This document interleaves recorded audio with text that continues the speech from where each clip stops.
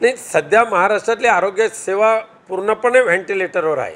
कारण दुर्दैवाने ह्या आरोग्य खात्याला मिळालेले मंत्री हे त्याला आरोग्याची किंवा म्हणून ह्या खात्याची जाण नसलेले तर नाहीत, परंतु ह्या क्षेत्रामध्ये सुद्धा जेवढं काय ओरबडायचं आहे तेवढं ओरबडण्याचं काम करतात. आज अगदी डॉक्टर्सना मानधन नाही मिळत, वेतन मिळत नाही, आरोग्यसेविकांना दिवसरात्र फिरणाऱ्या आरोग्यसेविकांना उपेक्षित जीवन जगावं लागतं.